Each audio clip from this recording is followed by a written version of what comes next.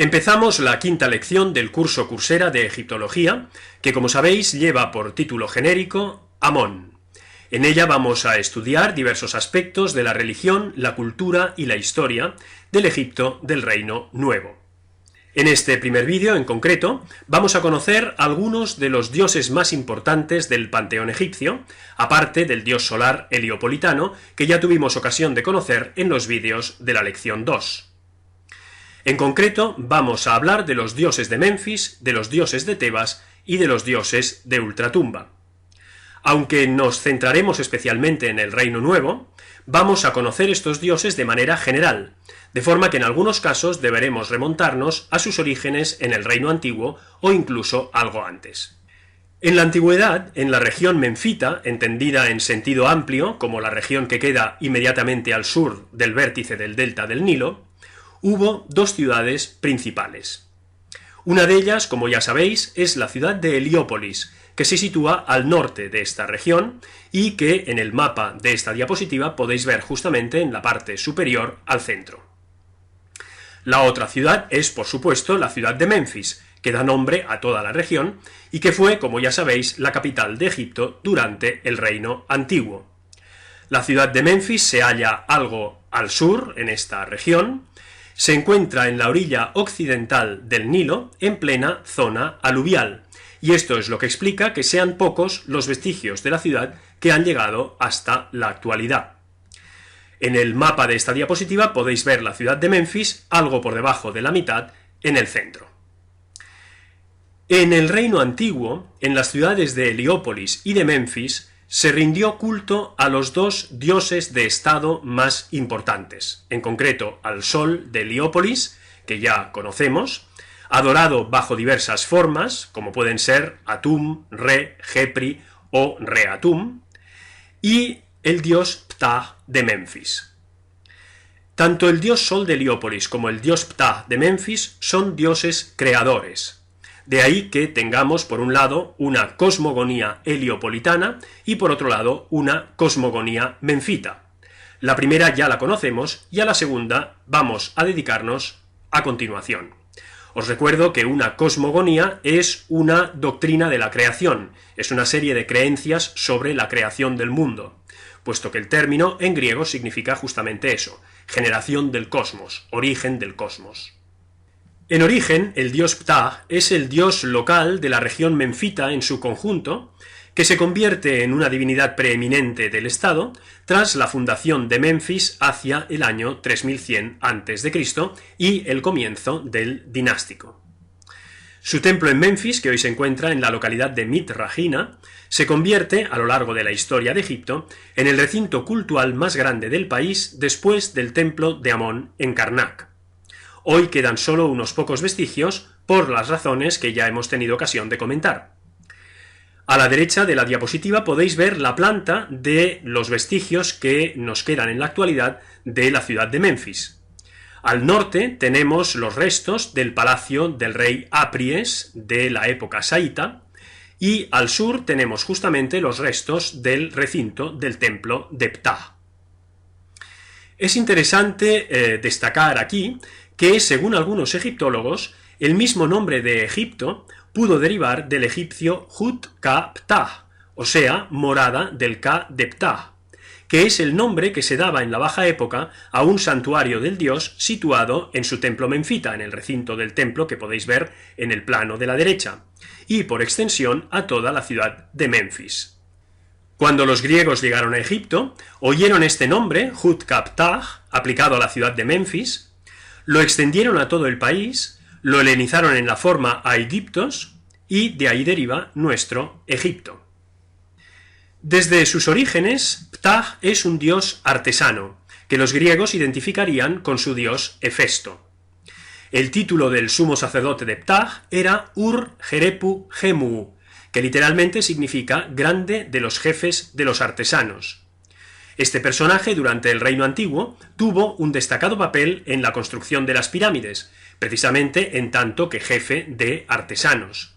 Debéis saber, en efecto, que en Egipto un mismo personaje podía desempeñar simultáneamente, sin ningún problema, tanto un cargo religioso como un cargo administrativo o ejecutivo.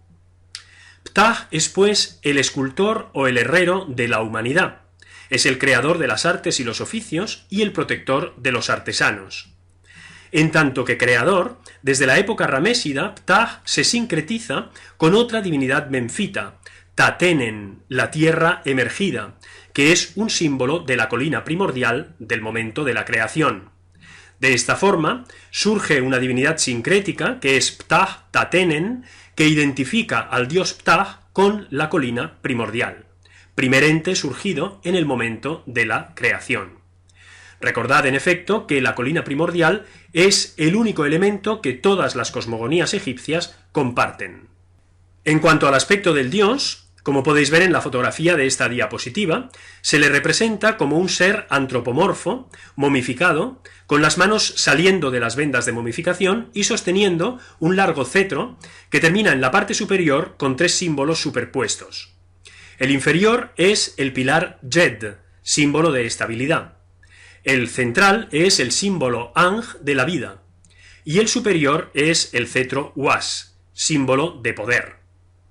El dios lleva en la cabeza un casquete y está colocado sobre una tarima en forma trapezoidal que puede simbolizar tanto la colina primordial como la vara de medir que utilizaban los artesanos, como ambas cosas a la vez.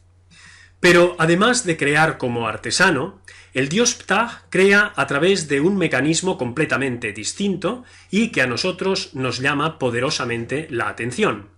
Crea a través del verbo divino, como se recoge en un texto fundamental conocido con el nombre de cosmogonía menfita. La cosmogonía menfita se halla esculpida en la llamada piedra de Shabaka, que podéis ver en la fotografía de esta diapositiva.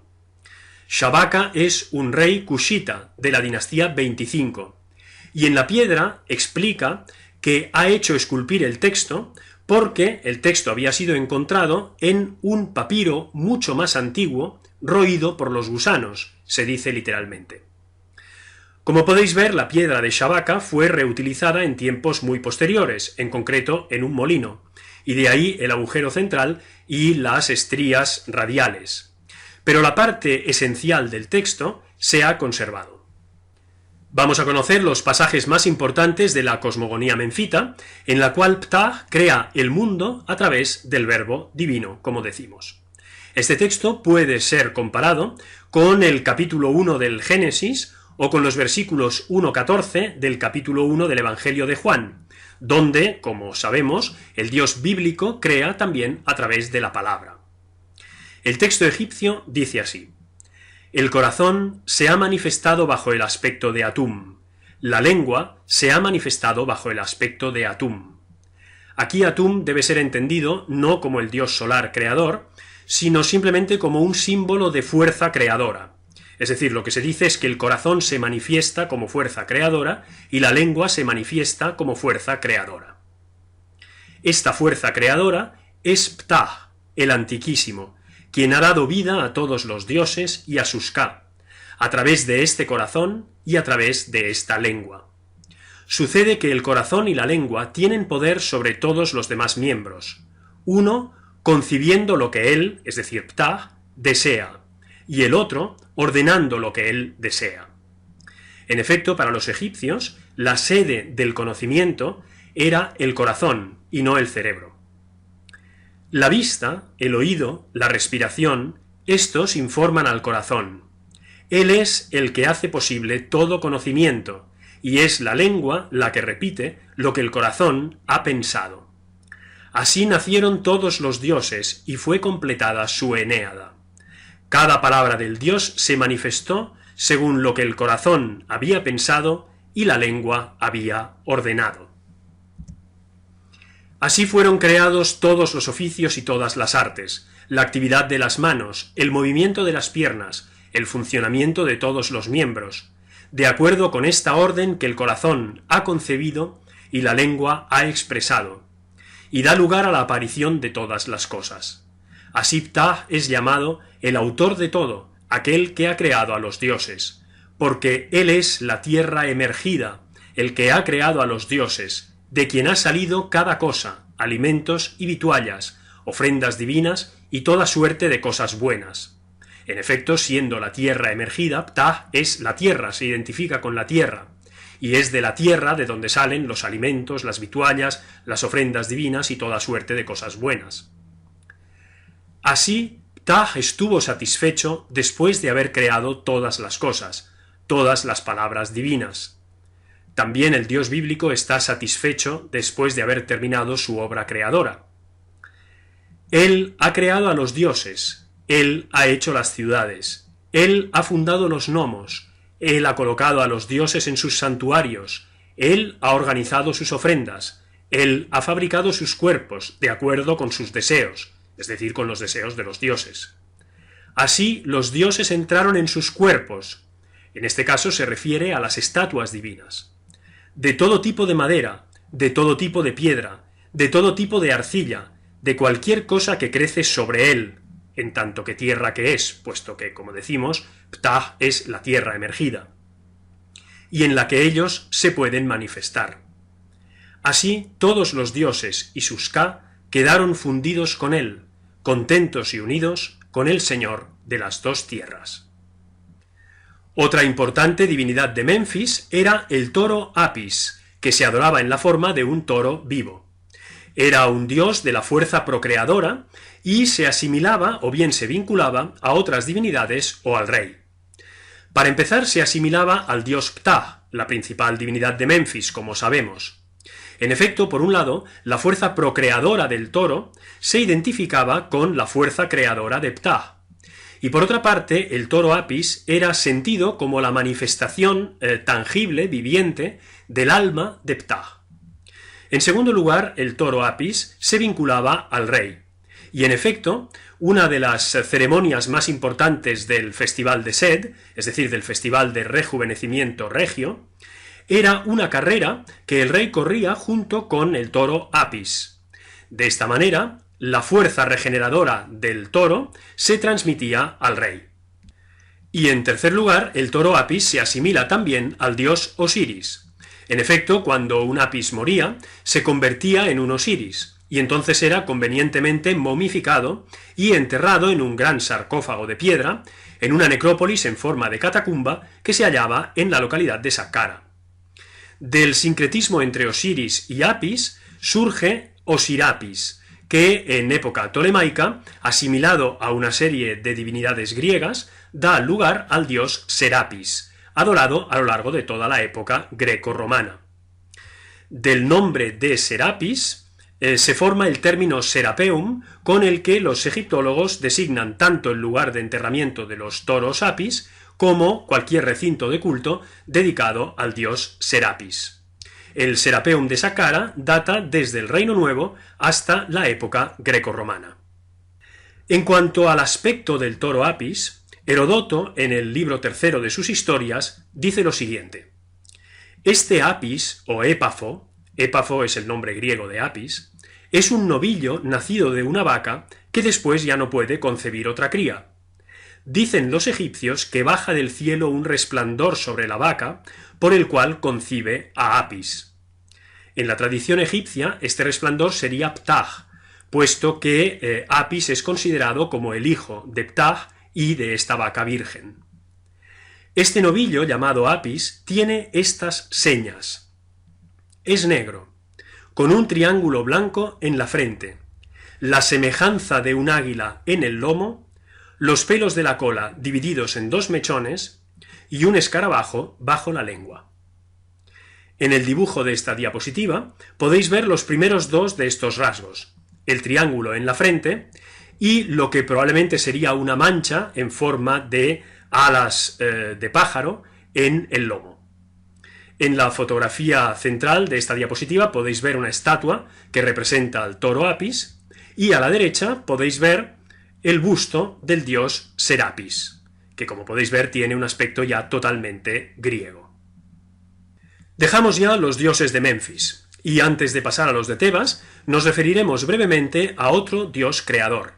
De esta manera conoceremos a los tres grandes demiurgos de la religión egipcia, el Sol, Ptah y este tercer dios que es Hnum de Elefantina y de Esna.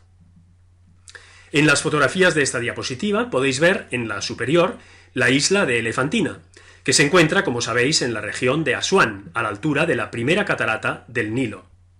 La isla de Elefantina es la que queda a la derecha de la imagen, y de ella solo puede verse en realidad el extremo meridional. En la fotografía inferior podéis ver el templo de Esna. El dios Hnum es el dios de la primera catarata, de la inundación y del poder fecundante del Nilo. También es una personificación de la fuerza procreadora, y por eso se le representa en forma de carnero o bien en forma humana y con la cabeza de carnero.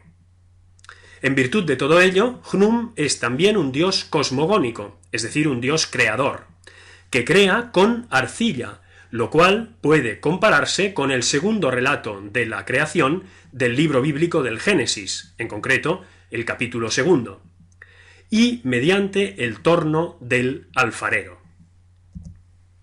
Un texto del templo de Esna reza como sigue: Tú eres el señor del torno, que se regocija modelando con el torno, el Dios benefactor que organiza el país.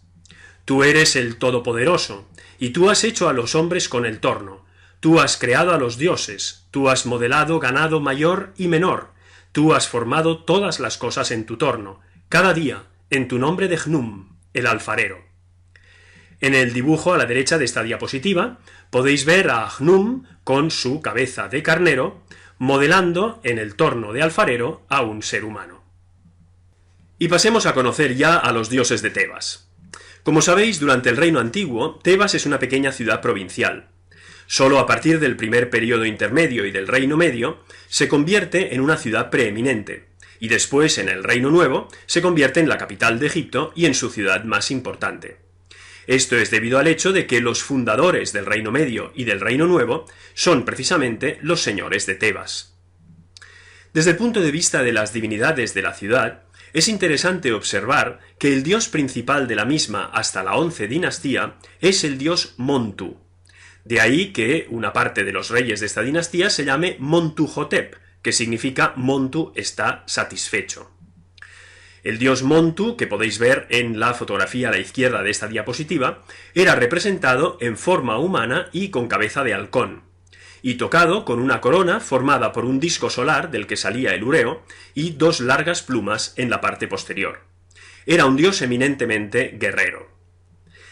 En el paso de la 11 a la 12 dinastía se produce un cambio muy significativo, puesto que el nuevo dios principal de Tebas pasa a ser Amón, ya desde principios de la 12 dinastía. Por eso, la mitad de los reyes de esta dinastía se llaman Amenemhat, que significa Amón está al frente. El dios Amón, al que podéis ver en la fotografía de la derecha de esta diapositiva, era representado mayoritariamente en forma humana, tocado con una corona con dos largas plumas que probablemente había heredado de Montu. El hecho de que Amón se convierta en una divinidad preeminente a partir del Reino Medio no significa que no exista durante el Reino Antiguo. De hecho, lo tenemos documentado ya desde los mismos textos de las pirámides. Así sabemos que la divinidad original, el Amón original, era un dios de naturaleza incognoscible. Su nombre parece significar el oculto o el invisible. Además, Amón era miembro de la Ogdóada de Hermópolis. La Ogdóada es un conjunto de 8 dioses primordiales, 4 machos y 4 hembras, que formaban 4 parejas, cada una de las cuales simbolizaba una característica del caos primordial, es decir, de la situación anterior a la creación del mundo. La pareja formada por Amón y su contrapartida femenina Amonet simbolizaban el carácter oculto, invisible, indefinido e informe de esa realidad anterior a la creación.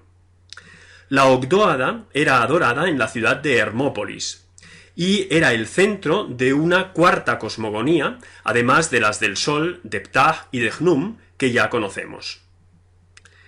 Desde la 12 dinastía y sobre todo desde el Reino Nuevo, sin embargo, Amón se convirtió en la divinidad imperial.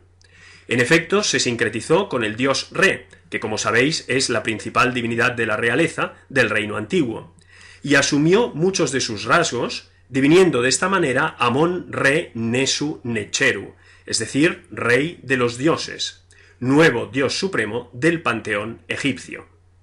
Amón-Re, la nueva divinidad, fue el dios de la guerra y del imperio. Así, a partir de ahora, en las representaciones del faraón masacrando enemigos, como la que podéis ver en la fotografía de esta diapositiva, esculpida en el templo de Medinet Habu, el dios Amón aparece presidiendo la escena como promotor y destinatario de la acción. Aquí lo podéis ver justamente a la derecha de la imagen.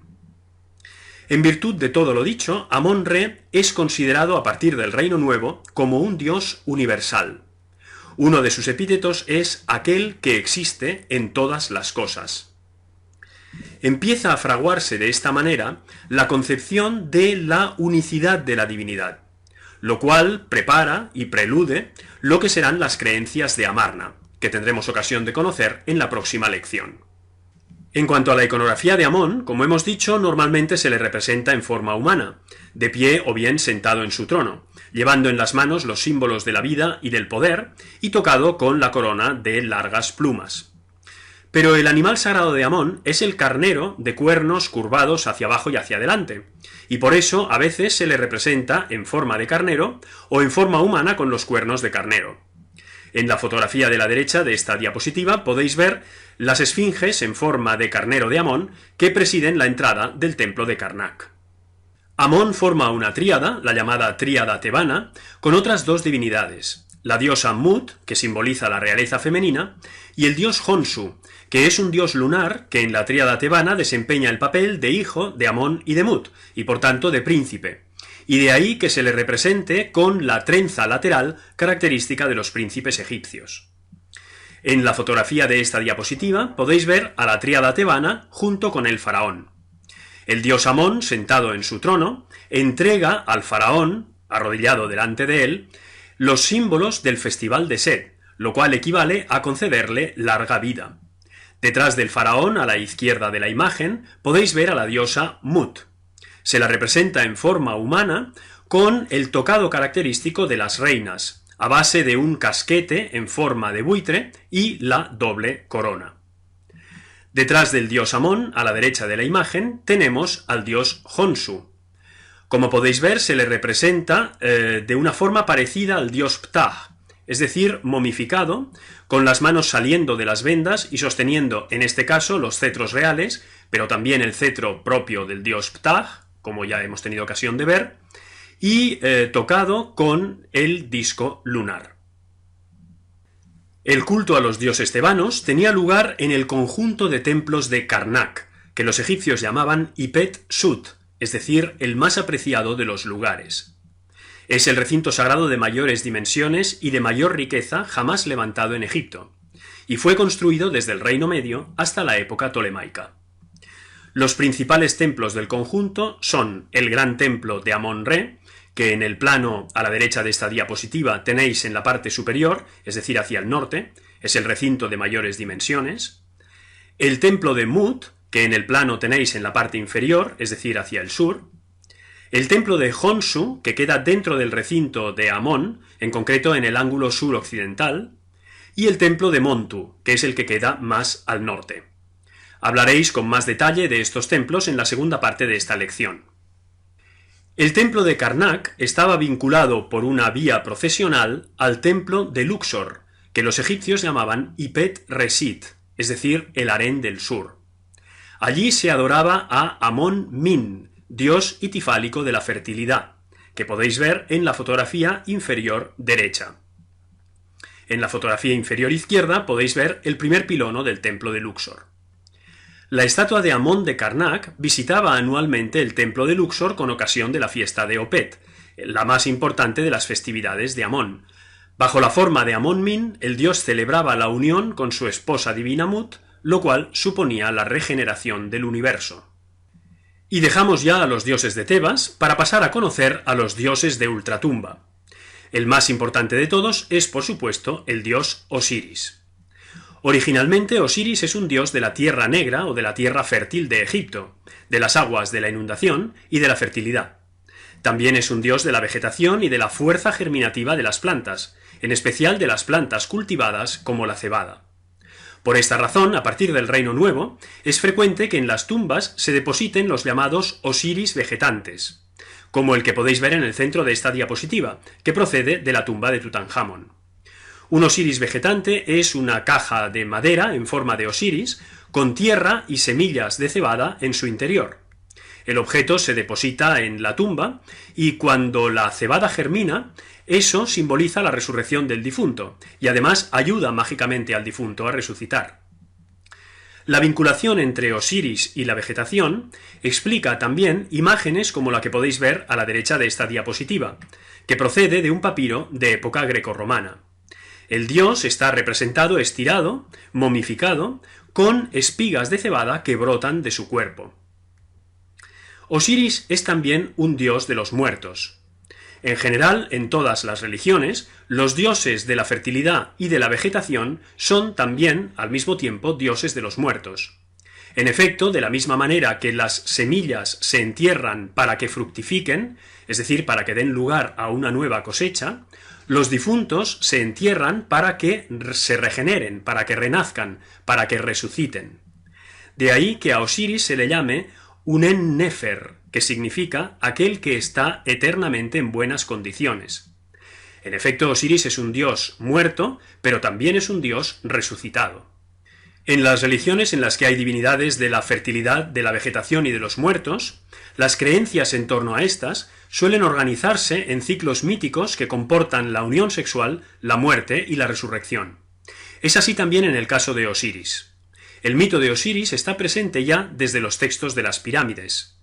En pasajes diversos y dispersos, porque el mito no se nos cuenta nunca de manera secuencial, se nos habla de la muerte de Osiris por obra de Set, mediante arma blanca o por ahogo, de la búsqueda del cadáver del dios, emprendida por sus hermanas Isis y Neftis bajo forma de aves de rapiña, del lamento de éstas que se afligen y se golpean el pecho, del encuentro del cuerpo de Osiris, de la recuperación de todos los miembros del dios, lo cual hace pensar en su desmembramiento por Set, cosa de la que, sin embargo, en los textos de las pirámides no se hace nunca mención explícita, del acoplamiento de Isis y de Osiris resucitado, de la consiguiente concepción mágica de Horus y de la venganza final de Horus sobre Set.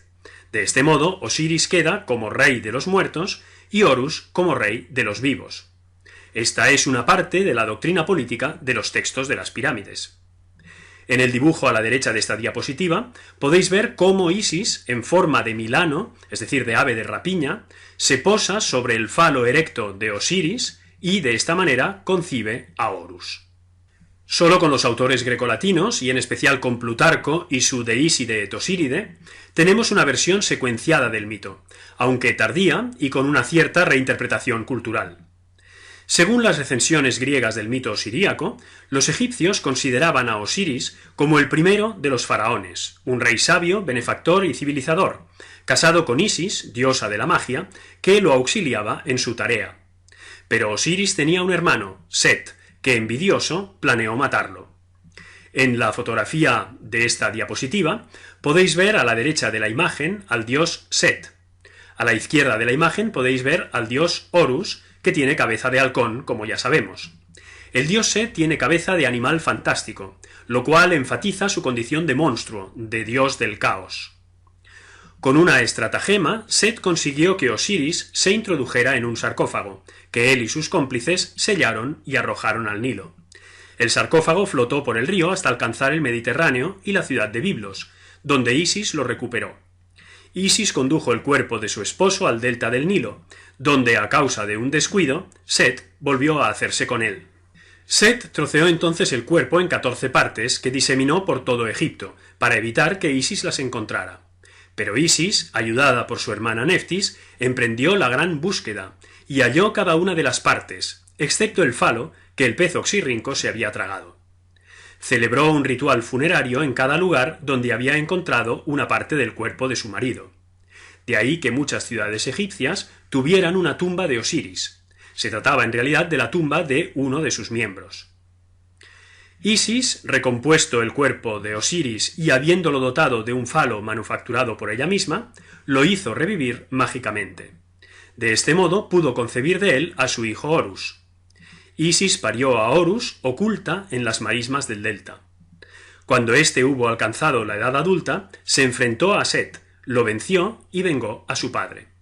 Entonces Horus quedó como faraón en el trono de Egipto y Osiris pasó a reinar en el mundo de los muertos.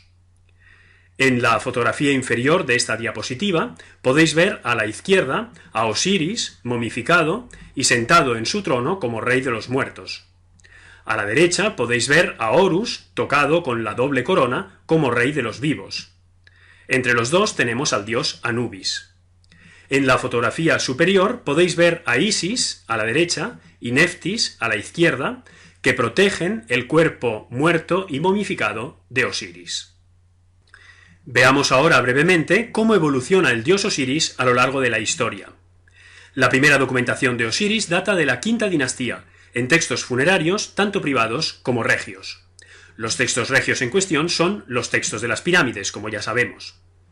Los teólogos heliopolitanos, en efecto, incorporaron a Osiris a la esfera de sus creencias solares, probablemente porque en la doctrina de la realeza encarnaba ya la figura mitológica del rey difunto, pero no hay evidencia de ello anterior a la quinta dinastía, de la misma manera que Horus encarnaba la figura mitológica del rey vivo. Así, en los textos de las pirámides, Osiris puede ser tres cosas distintas. Por un lado puede ser el dios de los muertos, excepto para el rey, cuyos destinos de ultratumba, en este momento, como sabemos, son celestes y solares. También puede ser el dios con el que se identifica el rey difunto. Así, un rey como Unis puede ser llamado, por ejemplo, Osiris Unis, para enfatizar su identificación con Osiris. Y también puede ser un dios de la Eneada heliopolitana, junto a los demás dioses de su ciclo mitológico. A lo largo de la historia, además, Osiris se sincretiza con otras divinidades, ya desde el reino antiguo. Una de ellas es Anjeti de Busiris, en el Delta, el dios antropomorfo de quien probablemente toma la historia mítica del antiguo gobernante muerto y resucitado. Otro de estos dioses es Gentiamentiu de Abidos, el dios chacal cuyo nombre, que significa aquel que está al frente de los occidentales, es decir, de los muertos, Osiris toma en calidad de epíteto. Surge así Osiris Gentiamentiu. Esto enfatiza su condición de dios funerario y de los muertos. En la fotografía de esta diapositiva podéis ver justamente a Osiris Gentiamentiu, como reza la columna de texto en jeroglíficos cursivos que queda inmediatamente delante de su cara. Abidos y Busiris son los principales lugares de culto de Osiris, pues albergaban la cabeza y la columna vertebral del dios, respectivamente. Además, como sabemos, en Abidos está su tumba cultual, en concreto en el-Kaab. En efecto, una de las tumbas de la primera dinastía en el-Kaab, como tuvimos ocasión de ver en los vídeos de la primera lección, y en concreto la tumba de Yer, fue considerada a partir del Reino Medio como la tumba de Osiris por excelencia. Si en el reino antiguo solo el rey se identifica con Osiris, desde el primer periodo intermedio todos los difuntos se identifican con él. Así, lo que en los textos de las pirámides había sido Osiris más el nombre del rey, en los textos funerarios a partir del primer periodo intermedio pasa a ser Osiris más el nombre de cualquier difunto. Por ejemplo, Osiris Ani. En el ámbito funerario, Osiris y Re se aproximan desde el Reino Medio y se sincretizan desde el Reino Nuevo. Devienen el cuerpo y el alma de una única divinidad, Osiris Re, cuyo aspecto es el de una momia, lo cual corresponde a Osiris, con una cabeza de carnero coronada con el sol, lo cual corresponde a Re. En la fotografía de esta diapositiva podéis ver una escena de la tumba de la reina Nefertari, esposa de Ramsés II, en el Valle de las Reinas. En ella, las diosas Isis a la derecha y Neftis a la izquierda protegen el cuerpo momificado de Osiris Re. Entre las diosas y el dios hay un texto que reza así: Este es Re, que descansa en Osiris, Osiris, que descansa en Re. Este texto ilustra perfectamente el carácter sincrético de esta divinidad. Finalmente, desde el Reino Nuevo, Osiris es también el juez de los muertos en el tribunal del más allá, como tendremos ocasión de ver en el próximo vídeo. En cuanto a la iconografía, Osiris es representado en forma humana, momificado, de color verde, que es el color de la vegetación, o negro, que es el color de la tierra de Egipto, fertilizada por el limo del Nilo, sosteniendo en las manos los cetros reales, no en vano se trata del rey muerto y del rey de los muertos, y coronado con la corona Atef, que es la corona del Alto Egipto, adornada con 2 plumas laterales, aunque a veces este tocado puede ser más sofisticado. En la fotografía de la derecha de esta diapositiva podéis ver a Osiris sentado en su trono de juez de los muertos, acompañado de Isis y Neftis. Delante de él tenemos a Horus, que acompaña al difunto que está siendo juzgado. Ya para terminar con los dioses de ultratumba y con este vídeo, vamos a hacer una breve mención a los dioses chacales. El más importante de los dioses chacales es Anubis, el dios del embalsamamiento, que en esta diapositiva podéis ver a la izquierda, en su forma humana con cabeza de chacal, embalsamando a un difunto, y a la derecha en su forma de chacal. Los otros 2 dioses chacales son Upuaut, cuyo nombre significa aquel que abre los caminos, y Gentiamentiu, cuyo nombre significa, como ya hemos visto, aquel que está al frente de los occidentales. Se trata en los 2 casos de dioses psicopompos, es decir, de dioses cuya misión es acompañar las almas de los difuntos hacia el más allá. A propósito de los dioses egipcios y de las cosmogonías, podéis consultar estas referencias bibliográficas y webgráficas.